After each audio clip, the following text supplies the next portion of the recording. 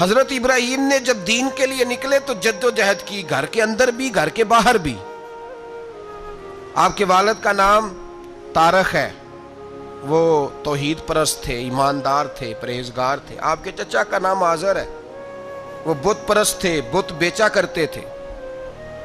حضرت سیدنا ابراہیم علیہ السلام جب میدان عمل میں نکلے تو حضرت ابراہیم علیہ السلام نے اپنے گھر سے جہاد شروع کیا، لڑنا پڑا۔ گھر کے اصولوں سے چچا نے جو رواج بنائے ہوئے تھے اس رواج سے ٹکرائے۔ فرمایا میں اپنے گھر کے اندر یہ بت پرستی نہیں ہونے دیں گا۔ چچا کو ایک دفعہ نہیں، بار بار 100 دفعہ سمجھایا۔ آپ کا چچا بت بنا کے بیچا کرتا تھا۔ حضرت ابراہیم علیہ السلام تھوڑے بڑے ہوئے تو کہنے لگا کہ چلو میرے ساتھ، تم بھی بت بیچنے ہیں، ہمارا کاروبار ہے۔ حضرت ابراہیم ساتھ نکلے تو بت پکڑا ہے، گندے پانی کے اندر اس بت کو ڈبوتے ہیں، کہتے ہیں کسی نے خریدنا ہے تو خرید لو، نہ یہ نفع دے سکتا ہے نہ نقصان دے سکتا ہے، جو اپنا آپ نہیں بچا سکتا تمہیں کیا بچائے گا، خریدنا ہے تو خرید لو۔ چچا کہنے لگا تو کاروبار چمکا رہا ہے کہ تباہ کر رہا ہے۔ گھر میں بڑے معاملات خراب ہوئے، جھگڑے ہوئے، لیکن حضرت ابراہیم علیہ السلام ایک منٹ کے لیے بھی اپنے گھر کے اندر بھی کمپرومائز کرنے کو تیار۔ یہ تھوڑا مشکل میں نے پہلو چھیڑ دیا ہے، یہ تھوڑا مشکل پہلو چھیڑ دیا ہے۔ بڑا سمجھدار آدمی ہے پر بیوی سے پردہ نہیں کرا سکتا، سیانا ہے، پنچایت کا بندہ ہے، جو اس سے آپ کہیں گے وہ بات یہ سنائے گا، لیکن کہتا ہے نہیں جی میں نے کوشش کر لی ہے۔ کس قسم کی کوشش ہے صاحب، یہ کیسے ہو گیا؟ حضرت ابراہیم علیہ السلام نے گھر کے اندر سے فرمایا نہیں کرنے دوں گا، گھر کے اندر بھی ٹکرائے۔ فرمایا تم جو بھی ہو، پاش پاش کیا چچا کے اصولوں کو، اور باہر جب نکلے تو صرف علاقے کے چیئرمین سے نہیں ٹکرائے، ایم پی ایم این اے وزیر مشیر سے نہیں ٹکرائے، سپر پاور نمرود دنیا کا واحد حکمران تھا اس وقت، دوسرا کوئی حکمران ہی نہیں تھا، اکیلے حکمران سے جا کر ٹکرائے، کوئی ساتھ فوج نہیں تھی، کوئی ساتھ ان کے طاقت بظاہر دنیا داری کی کوئی نہیں تھی، پر حضرت ابراہیم جا کے ٹکرائے۔ اور میرے رسول پاک صلی اللہ علیہ وسلم نے سند بیان کی، فرمایا افضل الجہاد کلمۃ الحق عند سلطان الجابر۔ فرمایا سب سے افضل جہاد یہ ہے کہ تو ظالم بادشاہ کے سامنے کھڑے ہو کے حق بات بیان کر دے، یہ سب سے بڑا جہاد ہے، یہ سب سے افضل الجہاد کلمۃ الحق عند سلطان الجابر، سب سے بڑا جہاد۔ حضرت ابراہیم کھڑے ہو گئے، سپر پاور سے ٹکرائے۔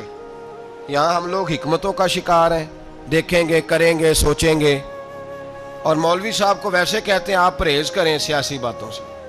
بھئی اللہ کے ہر نبی نے جا کے وقت کے ظالم حکمران کو لتاڑا ہے، للکارا ہے، یہ تو مشن انبیاء ہے۔ حضرت سیدنا ابراہیم علیہ السلام نے جو اس کو جا کے کہا کہ تو جھوٹ بولتا ہے، تو جھوٹا ہے، تو خدائی کا دعویٰ کرتا ہے، تو بہت بڑا ظالم ہے، اور قرآن مجید نے اس ساری بات کو بیان فرمایا۔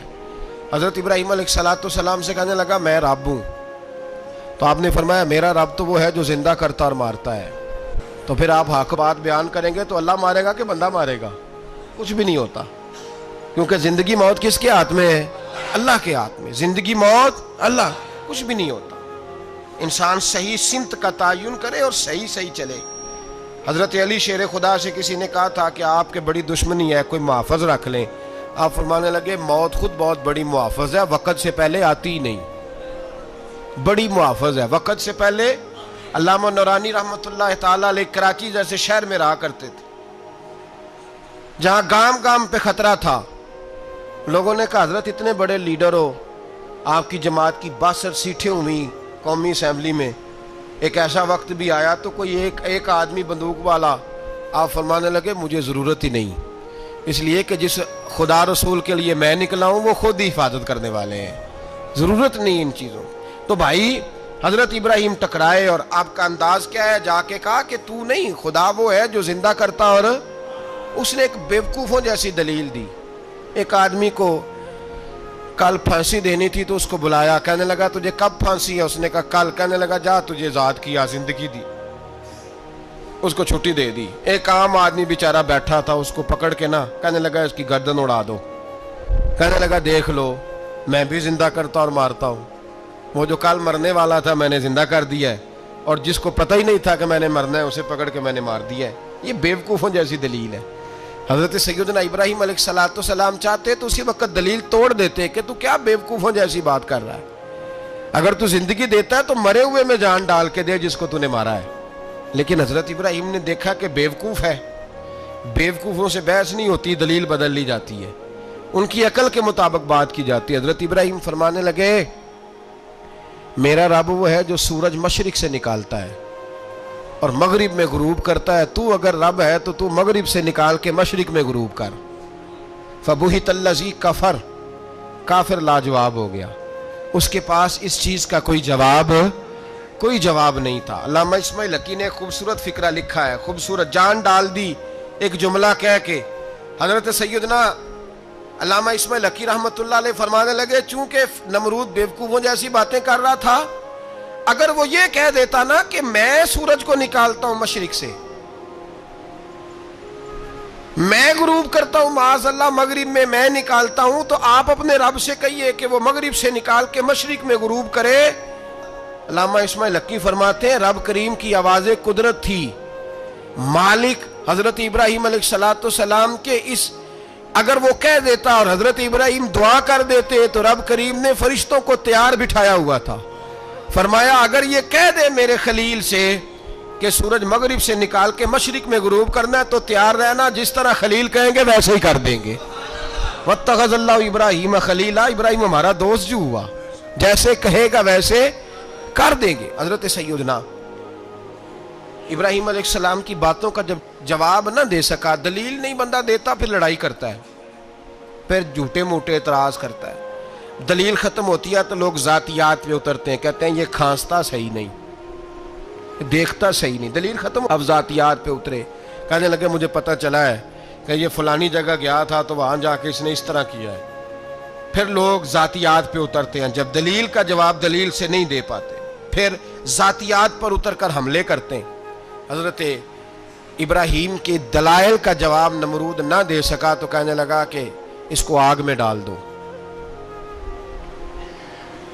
قوم گئی ہوئی تھی ساری، آپ نے بات سنی ہوئی ہے، میں نے صرف اشارہ دینا ہے، میلے پہ تو حضرت سیدنا ابراہیم علیہ السلام نے سارے بت توڑ دیے، کلاڑا بڑے بت کی گردن پہ رکھا، واپس آئے، کہنے لگے بت کس نے توڑے ہیں؟ تو فرمایا اس سے پوچھ لو جس کی گردن پہ کلاڑا ہے۔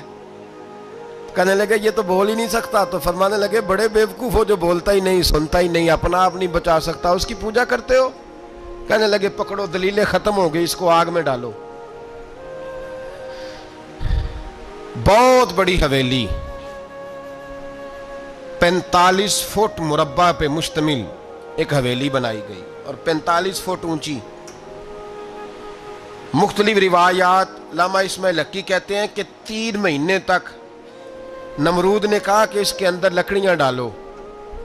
لوگ پوچھنے لگے کتنی دنیا جلانی ہے؟ کہنے لگا بندہ تو ایک جلانا ہے، پر بندہ بڑا تگڑا ہے، ایک بندہ۔ 3 مہینے لکڑیاں ڈالی گئیں، اور لوگوں کی جو تہمات ہوتی ہیں نا وہ بڑی عجیب ہوتی ہیں۔ تہمات میں نے بڑی تفصیل سے رمضان المبارک میں گفتگو کی تھی، بدشگونی، تہمات لوگ لیتے ہیں، اس وقت بھی لوگ تہمات کا شکار ہو گئے، عقیدہ بگڑ جاتا ہے تو وہ عجیب و غریب باتیں کرنے لگتا ہے، تہمات کا شکار ہو گئے۔ بیبیاں نظر مانتی، میں بیمار ہوں، اگر صحیح ہو گئی تو اتنے من لکڑی دوں گی حضرت ابراہیم کی آگ جلانے کے لیے۔ ایک عورت لے کے جا رہی ہے لکڑیاں، تو ایک نیک دل آدمی نے اس سے پوچھا کہاں جا رہی ہو؟ کہنے لگی میں نے منت مانی تھی تو حضرت ابراہیم علیہ السلام کو معاذ اللہ جلانے کے لیے لکڑیاں لے کے جا رہی ہوں۔ تو وہ رب کریم کے بندے کہنے لگے تو ڈھونڈتی رہے گی، تجھے وہ جگہ ملے گی نہیں۔ وہ بی بی کئی مہینے گھومتی رہی، جگہ ہی نہیں ملی جہاں لکڑیاں ڈالنی، ماری گئی۔ تہمات کا شکار ہوئے بہت سارے لوگ، تہمات کا۔ بھائی تہمات دین کے اندر منع ہے، تہمات دین میں کوئی نظر ماننا، کوئی کسی بزرگ کے مزار پہ جا کے سالے ثواب کے لیے کوئی چیز ماننا، یہ تو درست ہوا، لیکن غیر شرعی نظریں مان لینا کہ میں آگ کے گرد چکر لگاؤں گا، میں جناب وہاں جا کے یہ والا تماشا کروں گا، میں دھاگا باندھوں گا، میں رسا کاٹوں گا، میں وہاں گندے ہو سے پانی پیوں گا، ان کی شریعت اجازت، یہ تہمات ہیں، بدشگونی ہے، دین میں ان کی کوئی گنجائش۔ آپ نظر ماننے سے پہلے بھی کسی عالم سے رابطہ کریں کہ میں منت مانگنے لگا ہوں تو کیسے ماننی چاہیے، اس کا طریقہ پوچھیں. ایسے ہی غلط چیز کی منت تھوڑی مان لی جائے گی. بہرحال آمدام برسر مطلب حضرت ابراہیم کے لیے آگ جلائی گئی.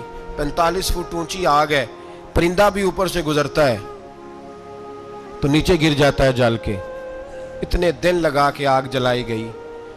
اب حضرت ابراہیم کو جلایا جانے لگا ہے. یہاں تو موجیں ہیں نا، جو کسی ادارے کا سربراہ ہے اس کے لیے موج ہے، کسی جگہ آفیسر بن گیا تو موج ہے، پیر صاحب کے لیے موج ہے، علامہ صاحب کے لیے موج ہے، خطیب صاحب کے لیے موج ہے. جلنا کس کو پڑتا ہے؟ وہ علی کوئی نہیں رہا اللہ ماشاءاللہ. وہ لوگ گزر گئے جو تکلیفیں سہ کے کام کرتے تھے، گزر گیا زمانہ. حضرت سیدنا ابراہیم علیہ السلام کو جلایا جانے لگا ہے تو اب اتنی بڑی آگ ہے تو ڈالیں کیسے؟ شیطان نے تجویز دی کہ منجنیق بناؤ. منجنیق بڑے بڑے بانس باندھ کے ان کے نیچے رسا باندھو. وہ جس طرح جھولنے کے لیے جھولا بنایا جاتا ہے، اس طرح ایک منجنیق پرانے زمانے میں اس میں پتھر رکھ کے پھینکے جاتے تھے دشمنوں پہ. وہ منجنیق بنائی گئی کہ دور سے حضرت ابراہیم کو پھینکیں گے. ہاتھ حضرت ابراہیم کے باندھ دیے، پاؤں مبارک باندھ دیے. پوری زمین پہ ایک نام لینے والا خدا کا. اور اس کو آج رسیوں میں جکڑا ہوا ہے. جب پھینکا جانے لگا نا آگ میں، حوریں رونے لگی، فرشتے تڑپنے لگے. اے اللہ یہ کیا ہونے لگا ہے؟ ایک تیرا خلیل اور وہ بھی آگ میں. فرمایا جاؤ جا کے اس سے کہو اگر تمہاری مدد لیتا ہے تو اسے بچاؤ. ہوا کا فرشتہ آیا، کہا ابراہیم اگر تو کہے. او بھائی ان چیزوں کو کہانی سمجھ کے نہ سنا کریں، یہ داستان نہیں، یہ وہ طریقے ہیں جو ہمارے رسول نے ہمیں اپنانے کا حکم ارشاد فرمایا ہے. جو عقیدے، یہ وہ نظریات ہے جو ہمیں اوڑھنے کو کہا گیا. اپنے رب کریم کی رضا پہ راضی رہنے کے یہ وہ خوبصورت مواقع ہیں صوفیاء نے جن کو بنا کر سمجھا کر ہم تک پہنچایا ہے. یہ ہے اہل طریقت کی باتیں. وہ کہتے ہیں یار جس حال میں رکھے راضی رہنا ہے. حضرت ابراہیم علیہ السلام کو پھینکا جا رہا ہے، فرشتہ آیا، اے اللہ کے خلیل اگر حکم دو تو اتنی ہوا چلاؤں کہ نمرودی جل جائیں سارے، آگ ان پہ پھینک دی جائے. آپ نے فرمایا تو جا، تجھ سے مجھے کوئی کام نہیں. تھوڑی دیر کے بعد پانی کا فرشتہ آیا، کہا حضور اتنی بارش برساؤں گا کہ آگ بجھ جائے گی. فرمایا تو جا، تجھ سے کوئی کام نہیں. اب جب منجنیق میں رکھ دیے گئے، آگ میں جانے کا لمحہ ہے، تیاری ہے، حضرت جبریل امین حاضر خدمت ہوئے. کہا ابراہیم کوئی حاجت؟ فرمایا تجھ سے کوئی نہیں. کہا چلو مجھ سے نہیں تو رب کریم سے ہی بات کر لو، مجھے پتا ہے میں چھوٹا ہوں، آپ مجھ سے مدد کیوں لوگے، رب کریم سے ہی بات کر لیں. تو حضرت ابراہیم کہنے لگے جبریل یہ بتا رب کو نہیں پتا اس کا خلیل کس حال میں ہے؟ اسے نہیں پتا میں کس حال میں ہوں؟ میرے ہاتھ بندے ہیں، پیر بندے ہیں آگ میں، اسے نہیں پتا؟ بتایا تو اسے جاتا ہے جس سے خبر نہ ہو. تو اگر اسے پتا ہے تو اگر وہ جلانے پہ راضی ہے تو میں بھی جلنے کو تیار ہوں. میں تیار ہوں. اسے کہو ٹھیک ہے. حضرت سیدنا ابراہیم علیہ السلام کو منجنیق میں ڈال کے جو پھینکا آگ میں، یا نار کونی بردم و سلاما علی ابراہیم، اللہ نے فرمایا اے آگ میرے ابراہیم پہ ٹھنڈی بھی ہو جا اور سلامتی والی بھی ہو جا. حضرت ابراہیم کو دو فرشتوں نے بٹھا دیا زمین پہ. پھول کھلے ہیں، کونپلیں مہک رہی ہیں، کلیاں خوشبو دے رہی ہیں. حضرت ابراہیم نے سر سجدے میں رکھ دیا، سبحان اللہ والحمد للہ ولا الہ الا اللہ واللہ اکبر. حضرت ابراہیم اللہ کی تسبیح پڑھنے لگے، رب کریم کا شکر بجا لانے لگے. نکلے وہاں سے، کچھ دن گزر گئے، نکلے، حکم ہو گیا ابراہیم علاقہ چھوڑ دو. حضرت ابراہیم علیہ السلام وہاں سے نکل کے مصر آئے، چچا کے پاس ٹھہرے. انہوں نے اپنی بیٹی جناب سارہ کا نکاح کر دیا. کچھ آگے بڑھے تو ایک ظالم بادشاہ سے ٹکرائے. اس نے ایک شہزادی، ایک بادشاہ کی بیٹی قید کی ہوئی تھی، جناب ہاجرہ نام تھا. ان کو قید سے چھڑا کے ساتھ لائے. حضرت لوط علیہ السلام بھی ساتھ. یہ 4 لوگوں کا قافلہ چلا، فلسطین میں جا کے پڑاؤ ڈالا، گھر بار چھوڑا، تبلیغ شروع ہوئی. حضرت ابراہیم کے گھر میں 2 خواتین ہیں، ایک آپ کی بیوی ہیں، ایک حضرت ہاجرہ ہے. اولاد کوئی نہیں. بڑا میوہ میٹھا گھر وہی آباد ہوتا ہے جس میں بچے روتے ہیں. گھر ہوتا ہی وہ ہے جس میں بچوں کی چنچناہٹ ہوتی ہے، بھن بھناہٹ ہوتی ہے. حضرت ابراہیم نے ایک بچہ روتے ہوئے دیکھا تو آنکھوں میں آنسو آئے. کہنے لگے ربی حب لی من الصالحین، یا اللہ مجھے بھی نیک اولاد عطا کر دے. حضرت سارہ نے سن لیا، کہنے لگی ابراہیم شاید میرے بطن سے تو آپ کو نصیب نہیں، ہاجرہ سے نکاح کر لو۔ جناب ہاجرہ سے نکاح ہوا۔ اللہ تو بڑا بے نیاز ہے، رب کریم نے حضرت اسماعیل جیسا خوبصورت بیٹا عطا فرمایا۔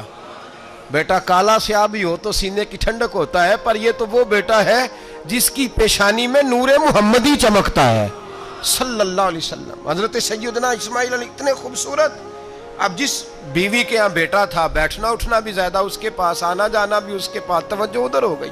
جناب سارا رشک کرنے لگی، ایک دن کہنے لگی اسے چھوڑ آ جنگل میں، وادی غیر ذی زرع مکے کے پاس۔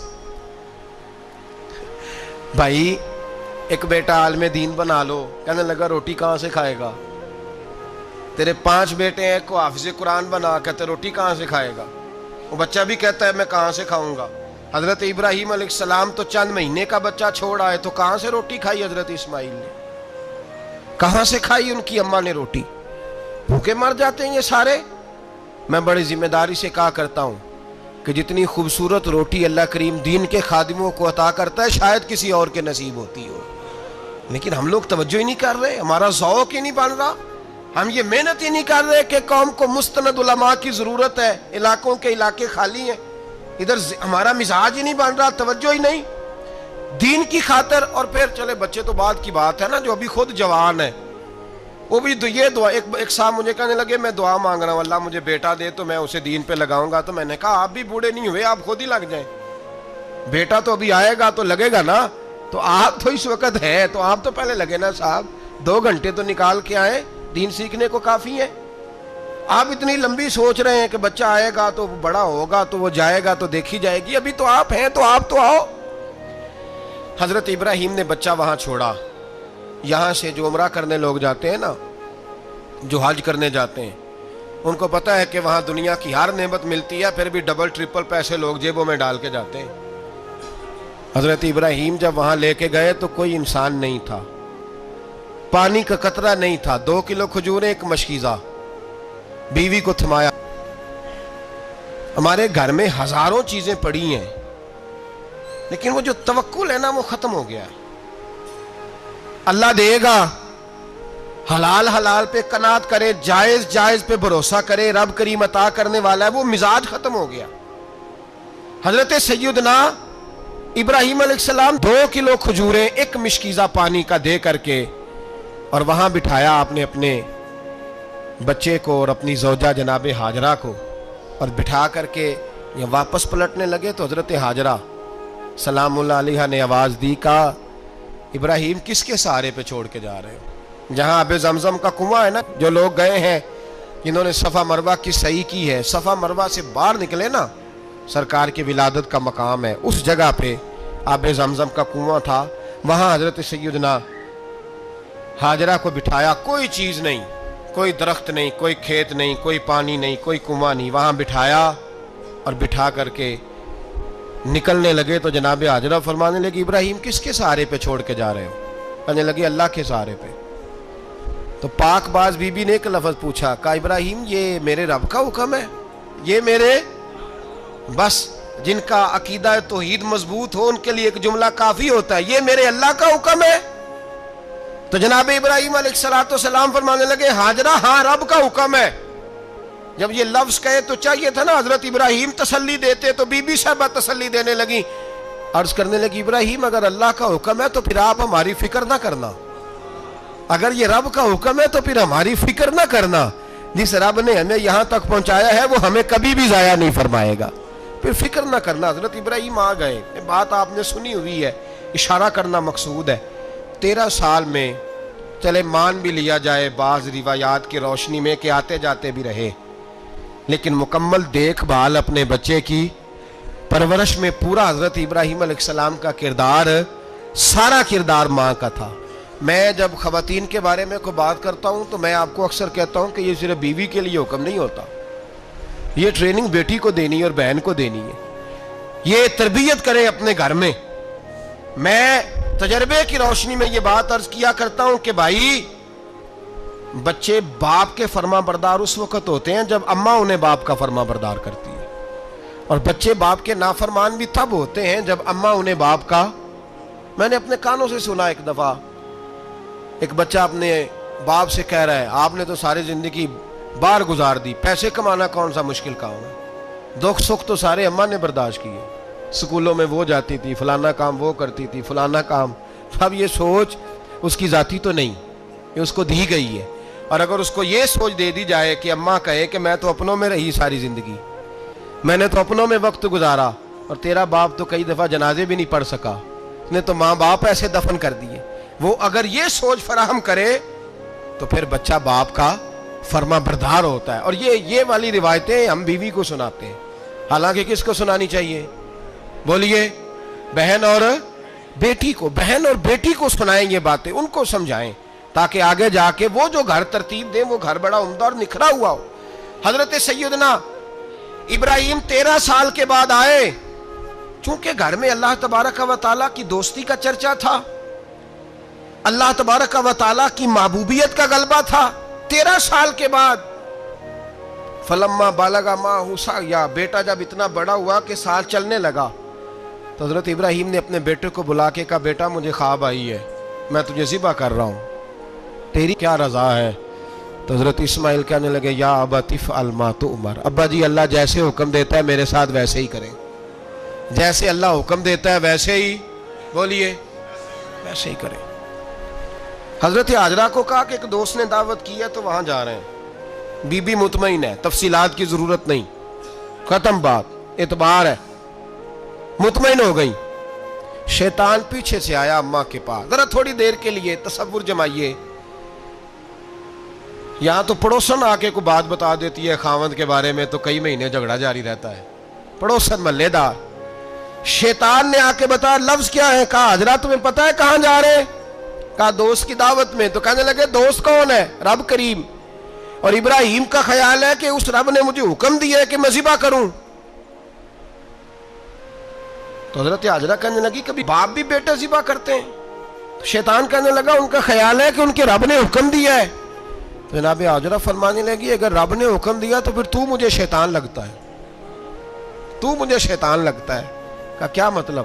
فرمانے لگی اگر رب کریم کا حکم ہے تو میرے پاس ایک اسماعیل ہے، اگر 1000 بھی ہوتے میں سارے اللہ کے راستے میں پیش کر دیتا، دے دیتی، مالک کا ہی تو ہے سارا کچھ، اسی کا ہے، اس میں لیت اللہ کی کیا گنجائش؟ حضرت سیدنا ابراہیم علیہ السلام نے بیٹے کے حلق پہ چھری رکھ بھی دی اور چھری چلا بھی دی، رکھ بھی دی، اور وہ تو اللہ کریم نے فرمایا یا ابراہیم قد صدقت الرؤیا، ابراہیم تو نے خواب سچا کر دکھایا، وہ قیامت تک تیرا نام رہے گا۔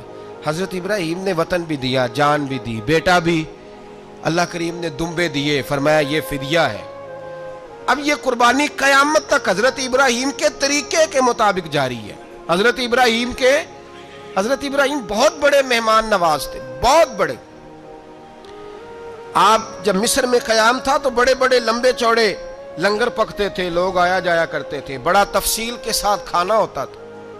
مہمان نوازی آپ کی خاص صفت مبارکہ ہے، ہمارے ہاں بھی مہمان نوازی ہوتی ہے امیروں کی، بلکہ اب تو مہمان نوازی اس طرح کی ہے کہ کل تیری میرے پاس دعوت ہے اور پرسوں میری تیرے پاس ہے، وہی امیروں میں وہ چکر رہتا ہے، پارٹیاں دوست ایک دوسرے کو ڈالتے ہیں، تیری طرف پارٹی تیری طرف، اور اسی انداز میں اب یہ عید آئے گی نا، ٹکا پارٹیاں ہوں گی جگہ جگہ، اور لوگ سوال پوچھنے لگے ابھی سے، کہتے ہیں قربانی کا کتنا گوشت گھر رکھنا جائز ہے؟ قربانی کا کتنا گوشت گھر رکھنا جائز ہے؟ سارا ہی جی، اس لیے فریزر لے لے، فریج سے نہیں کام چلے گا، سارا ہی جہاز گھر رکھنا سارا ہی جائز ہے، رکھ لیں۔ او خدا کے بندے، قربانی وہ بندہ دیتا ہے جو سارا سال ہی گوشت کھاتا ہے، صحیح کہہ رہا ہوں؟ قربانی صاحب نصاب، صاحب استطاعت بندہ دیتا ہے نا، تو وہ سارا سال ہی گوشت، تو سارا گھر میں رکھنا بھی جائز ہے، لیکن سارا دے دینا بھی، تو جو آ رہی ہے اس پہ کیوں توجہ کرتے ہو؟ جو دوسرا جائز ہے اس پہ کیوں نہیں عمل کرتے؟ سارا تقسیم کر دیں، بات ختم ہوئی۔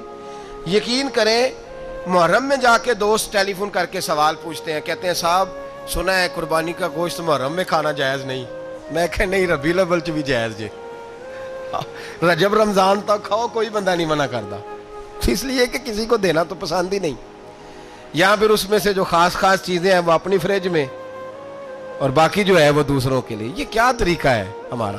اور اسی پہ عمل ہے. اللہ تبارک و تعالی ہمیں سمجھنے کی توفیق عطا فرمائے. حضرت ابراہیم بہت بڑے مہمان نواز تھے. صرف قربانی نہیں دیتے تھے, سارا سال بہت سارا لنگر, بہت سارا کھانا پینا, بہت ساری چیزیں جاری رہتی تھی. اور جتنے غریب لوگ تھے فلسطین کے, ان کو پتا تھا کہ حضرت ابراہیم علیہ السلام کا لنگر جاری ہے. فلسطین میں جب آپ کا قیام تھا, ایک دفعہ ڈھیروں مہمان آ گئے اور کھانے کو کوئی چیز نہیں. حضرت سارہ اور جناب ہاجرہ دونوں اس وقت موجود تھیں. وہ کہنے لگی ابراہیم بہت سارے مہمان آ گئے تو کیا کریں. جناب سارہ کہنے لگی کس طرح کر کے ان کی مہمان نوازی کرنی. اور حالات یہ ہیں کہ قحط پڑا ہوا ہے فلسطین میں, مصر میں, دور دراز علاقوں میں. تو حضرت ابراہیم کہنے لگے یہ اللہ کے مہمان ہیں اور ہمیں رب کریم کا بندہ سمجھ کے آ گئے ہیں, اللہ ہی بندوبست کرے گا. فرمانے لگے میرا مصر میں ایک دوست ہے, وہ قحط کے دنوں میں غلہ جمع کر لیتا ہے, میں اس کی طرف پیغام بھیجتا ہوں, مجھے امید ہے وہاں سے غلہ ملے گا. 2 3 5 اونٹ والے غلام بلائے اور ان کو کہا کہ جاؤ غلہ لے آؤ مصر کے دوست سے. وہ لوگ کہتے ہیں ہم غلہ لینے گئے, وہاں جب پہنچے تو حضرت ابراہیم خلیل اللہ علیہ السلام کا پیغام دیا تو آپ کا وہ دوست کہنے لگا غلہ تو بے شمار تھا, مجھے خبر نہیں تھی کہ حضرت ابراہیم کا پیغام آئے گا, تو میں تو سارا تقسیم کر چکا ہوں. لوگ لے گئے, اب تو کوئی شے نہیں. اب وہ خالی آ گئے 5 کے 5 اونٹ. جب خالی آئے تو حضرت ابراہیم کی حویلی کی دیواریں چھوٹی چھوٹی تھیں. ان غلاموں میں سے, خادموں میں سے, آپ کے ان چاہنے والوں میں سے ایک کہنے لگا یار وہ غریب تو انتظار کر رہے ہوں گے کہ غلہ لینے گئے ہیں, ہمیں روٹی ملے گی.